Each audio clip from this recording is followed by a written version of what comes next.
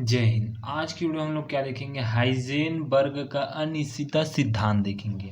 देखिए, अनिश्चितता सिद्धांत मतलब इसको समझते हैं क्या होता है ये। देखिए, शुरू में हम लोग क्या पढ़े थे, प्रकाश। प्रकाश क्या होता है, दो प्रकार से व्यवहार करता है। एक कण की भांति व्यवहार करता है, ये बताया था। दूसरा, शुरू में आप वीडियो देखना, शुरू से देखते आओगे तब ये पता चलेगा। दूसरा, तरंग की भांति व्यवहार होता है। फिर डी ब्रॉगली वैज्ञानिक आया, डी ब्रॉगली वैज्ञानिक है। इसने भी बताया कि जो द्रव्य तरंगे हैं, प्रकाश तो करता है ये पता चल गया, लेकिन जो द्रव्य तरंगे हैं जैसे कि ध्वनि तरंगे, यांत्रिकी तरंगे, ये तरंगे हैं, ये भी दो तरीके से व्यवहार करेगा। एक कण की भांति व्यवहार करेगा और एक तरंग की भांति व्यवहार करेगा। ठीक, ये बताया। ठीक, किसने, डी ब्रॉगली चचा ने। अब देखिए इसके जस्ट कितने में, 1927 में ये हाइजेनबर्ग आए, हाइजेन चचा आए। कौन आए, हाइजेन चचा आया। ठीक, हाइजेन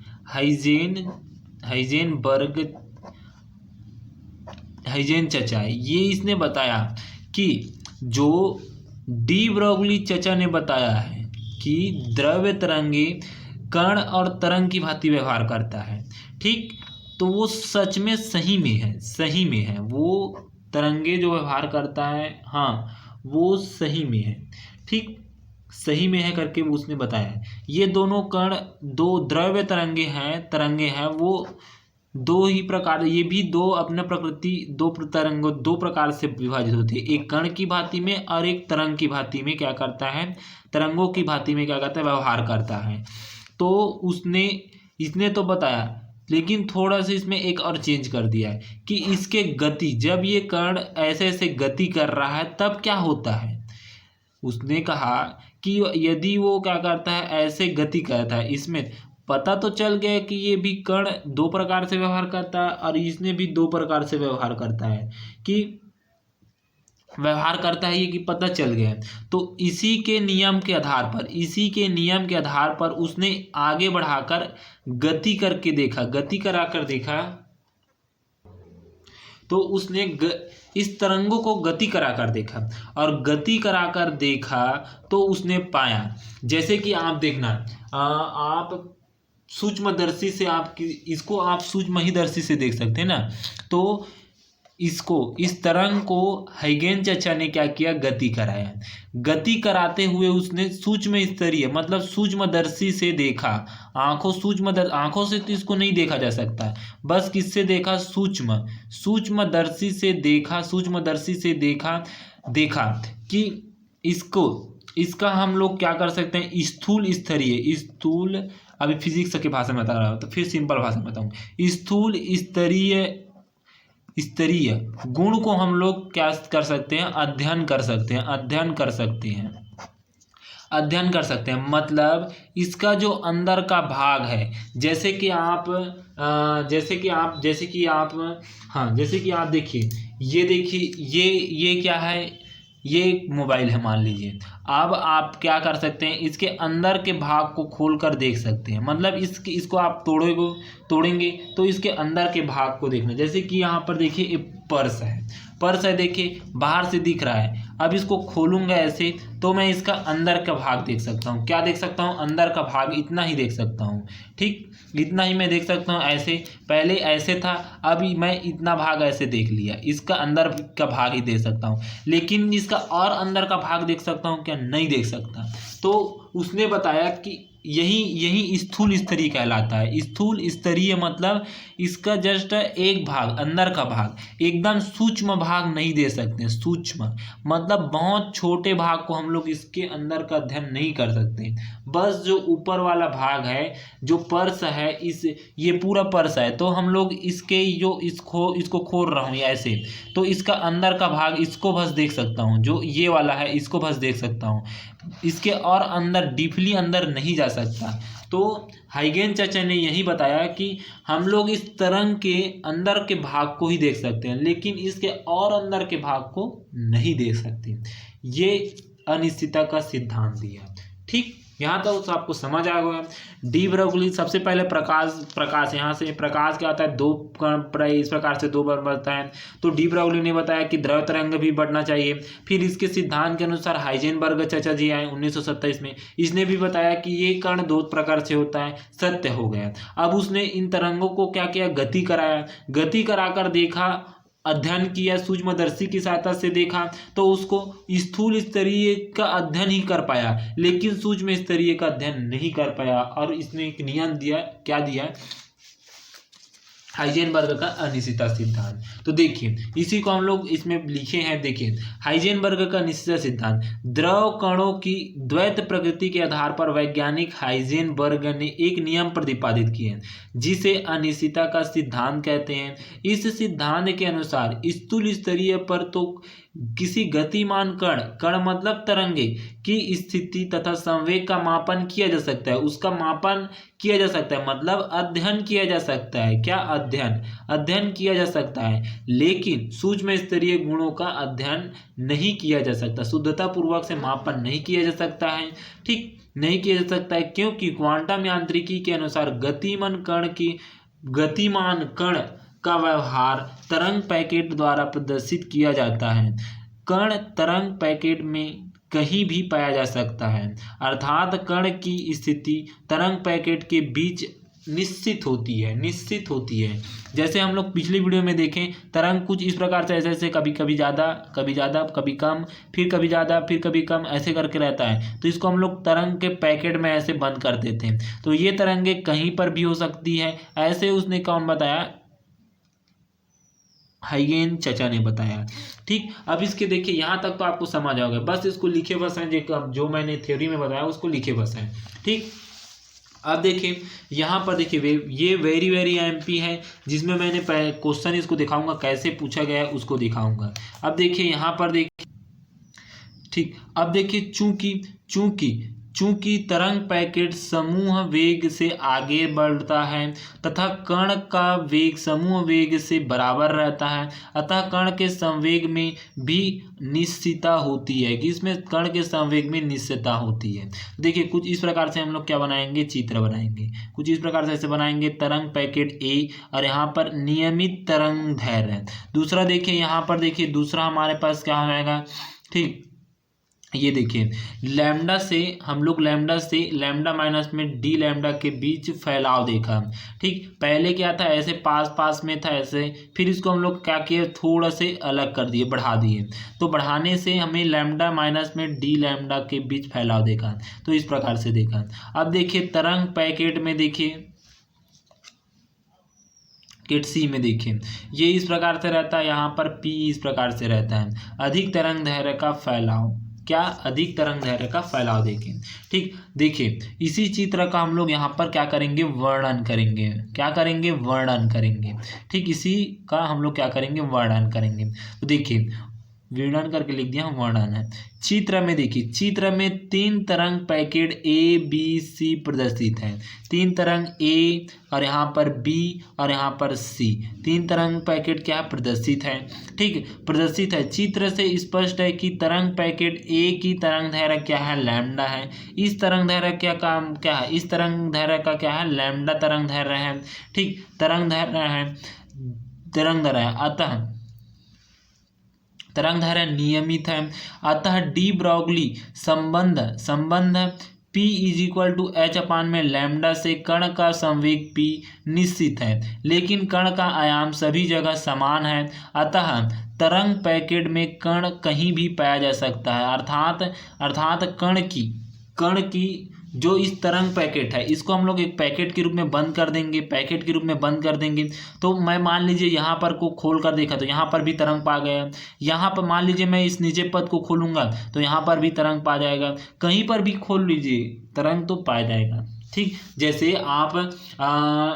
आप ट्राली पर ईटा रख देंगे, ठीक, ट्रैक्टर है उसमें ट्राली है, आप किसी भी पल्ला को खोल लीजिए, ट्राली पर फुल ईटा रखोगे तो किसी भी पल्ला को आप खोल लीजिए, ईटा तो निकलेगा ना। उसी प्रकार से यहाँ पर तरंग पूरा पैकेट भरा हुआ है, जहाँ कहीं पर भी को फाड़ लो आप निकलेगा। ठीक,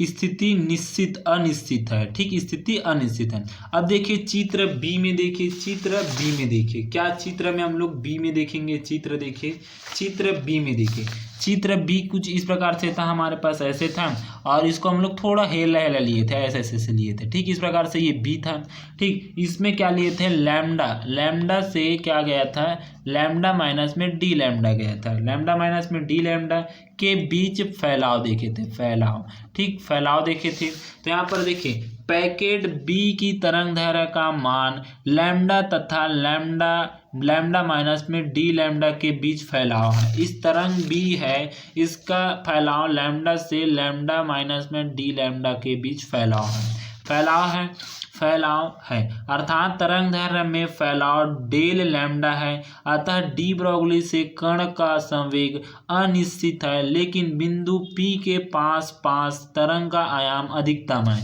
देखिए यहाँ पर देखिए फैलाव, मान लीजिए यहाँ पर हम लोग क्या लिए, बिंदु P बिंदु लिए हैं, तो यहाँ पर देखिए ये है, तो जस्ट इसके साइड में देखिए, जस्ट इसके साइड में देखिए, ऐसे इस पर एरो बना लेता हूँ, देखिए ये इस प्रकार से ऐसे गया,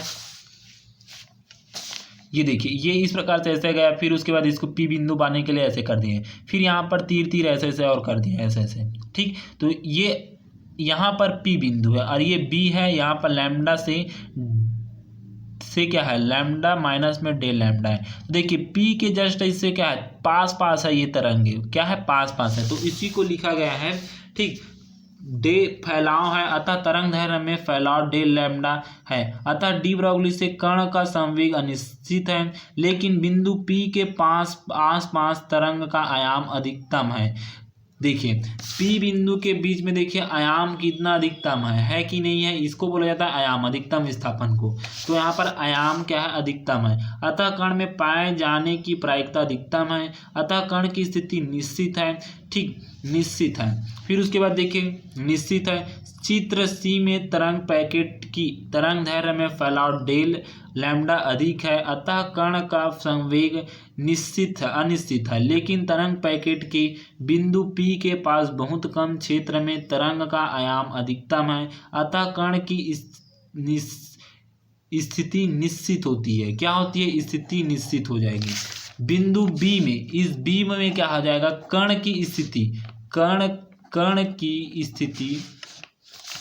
स्थिति क्या हो जाएगा, निश्चित होगी, निश्चित। लेकिन A में निश्चित था क्या, ठीक, A वाला बिंदु जब बनाए थे उसमें क्या था, अनिश्चित था, क्या था, अनिश्चित था। अब देखिए, ठीक, अब देखिए इसका गणितीय रूप देखते हैं, दोनों में हम लोग गणितीय रूप देखते हैं। तो देखिए गणितीय रूप देखने के लिए यहाँ पर देखिए इसका देखिए गणितीय रूप देखिए, ठीक, C कण भी क्या होगा, निश्चित। जब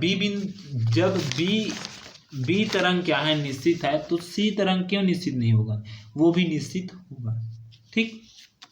अब देखते हैं इसका गणितीय रूप देखिए, यहाँ पर देखिए हाइजेनबर्ग ने अनिश्चितता सिद्धांत के अनुसार किसी कण की स्थिति संवेग में अनिश्चितताओं का गुणन 1/2 पाई कोटि का होता है, जहाँ h नियतांक है, ठीक। मतलब उसने जो अनिश्चितताएं हैं, ठीक, अनिश्चितताएं हैं, मतलब जो हम लोग इसके जस्ट पिछले वीडियो हम लोग क्या सूत्र सिद्ध किए थे, डेल P = H करके हम लोग सिद्ध किए थे। तो इस H की जगह क्या बता दिया है, जो हाइजेनबर्ग ने नया नियम दे दिया, H/2 पाई होता है। तो H की जगह हम लोग क्या लिखेंगे, H/2 पाई करके हम लोग लिखेंगे। तो देखिए यहाँ पर उसी को हम लोग बताए हैं, उसी को लिखें। यदि किसी क्षण कण का स्थिति तथा संवेग को एक साथ मापा जाता है, यदि कण की स्थिति में अनिश्चितता डेल x तथा संवेग में अनिश्चितता डेल p होता है, तो इस सिद्धांत के अनुसार, देखिए इस सिद्धांत के अनुसार क्या हो जाएगा, इस सिद्धांत के अनुसार डेल एक्स इंटू में del p is equal to h upon में 2 पाई होता है। ठीक, इसी को एच की जगह हम लोग एच अपान में 2 पाई रख दिए। अब व्यापक रूप में देखिए, हाइजेनबर्ग के अनिश्चितता सिद्धांत के अनुसार किसी कण की स्थिति तथा संवेग में अनिश्चितताओं का गुणनफल एच बटे में 2 होता है। एच बटे में 2। अब फिर से एच की जगह क्या रखेंगे, एच बटे में क्या रखेंगे, 2 रखेंगे। तो अनिश्चितता सिद्धांत से del x del p is equal to h बटे में 2 हो जाएगा। बड़ा है इक्वल है, इक्वल भी लिख सकते हैं, और इसको हम लोग इसको हैज करके भी लिख सकते हैं। ठीक, अब देखिए डेल एक्स डेल पी बड़ा है छोटा है, एच अपान में 4 पाई, एच अपान में 4 पाई भी लिख सकते हैं। ठीक, तो इस प्रकार से यहाँ तक हम लोग लिख सकते हैं। अब देखिए कहाँ से आया, ऐसे करके बोल रहे हैं ना, ये यहाँ से आया। एच की जगह हम लोग फिर से रख सकते हैं कि नहीं रख सकते हैं, एच की जगह फिर से हम लोग एच अपान में 2 पाई रख सकते हैं। यहाँ पर 2 नीचे में पहले से ही, ये मान यहाँ पर रखेंगे तो एच अपान में 4 पाई आ जाएगा। ये यहीं से है ना, एच का मान फिर से हम लोग यहाँ पर रखे हैं। ठीक, अब देखिए इस अनिश्चितता सिद्धांत की पुष्टि संबंधी प्रयोग मतलब प्रयोग देखिए, अनिश्चितता सिद्धांत संबंधी निम्न 2 प्रयोग दिए गए हैं। ठीक, जो चचत थे, कौन, न्यूटन चचत थे, न्यूटन चचत थे, उसने क्या किया, तरंग पर गामा किरण का बौछार किया, गामा किरण का बौछार किया। ये तरंग है, इस तरंग पर क्या किया, गामा किरण का अध्ययन किया, गामा किरण का अध्ययन किया पहले नियम में। दूसरा नियम में उसने, हाइजेनबर्ग चचा ने क्या किया, दूसरा नियम में उसने क्या किया, एकल स्लिट पर इलेक्ट्रॉन पुंज का विवर्तन। मतलब एकल स्लिट किसे कहते हैं, जैसे कि ये पतला सा फ्रेम रहता है, ये पत्ता आपको दिख रहा है, तो उसी प्रकार से एक पतला सा क्या आता है, प्लास्टिक का कह सकते हैं या लेंस ही कह सकते हैं, लेंस। तो उस पर उसने क्या किया, जो गामा किरण है या तरंगे हैं, उसको यहाँ से क्या किया, पार कराकर देखा, तो उसको एक नियम दिया उसके लिए। मतलब उसने 2 नियम दिया, गामा किरण को सूक्ष्मदर्शी से देखा, बौछार कराकर उसको सूक्ष्मदर्शी से देखा। दूसरा उसने क्या किया, एकल स्लिट द्वारा इलेक्ट्रॉन पुंज का विवर्तन देखा, एकल स्लिट के द्वारा। मतलब एकल स्लिट, जो स्लिट है लेंस बोल सकते हैं, लेंस पर क्या किया, इलेक्ट्रॉन पुंज को गुजारा गया, तो देखा गया उसको भी। तो इस प्रकार से इसमें से हम लोग आगे की वीडियो में इसको करेंगे, फिर उसके बाद इसको करेंगे। ठीक, इतना तक से अभी रहते हैं। ठीक, यहाँ तक आपको बनाना है। देखिए क्वेश्चन क्या पूछता है उसको आपको दिखाता हूँ। देखिए क्वेश्चन क्या पूछा है, क्वेश्चन देखिए यहाँ पर, देखिए अनिश्चितता सिद्धांत की पुष्टि के लिए गामा किरण सूक्ष्मदर्शी और एकल स्लिट द्वारा इलेक्ट्रॉन पुंज द्वारा विवर्तन की व्याख्या कीजिए। एकदम सिंपल से क्वेश्चन पूछा गया। मतलब जो यहाँ से तक यहाँ तक बना है इसको लिखना पड़ेगा, और इन दोनों को जो मैं बताऊंगा पिछली वीडियो में, तो इसको भी लिखना पड़ेगा। ठीक, वेरी एमपी है, ये वेरी एमपी आ भी सकता है। ठीक, तो यहाँ तक आपको देखना पड़ेगा। ठीक, धन्यवाद।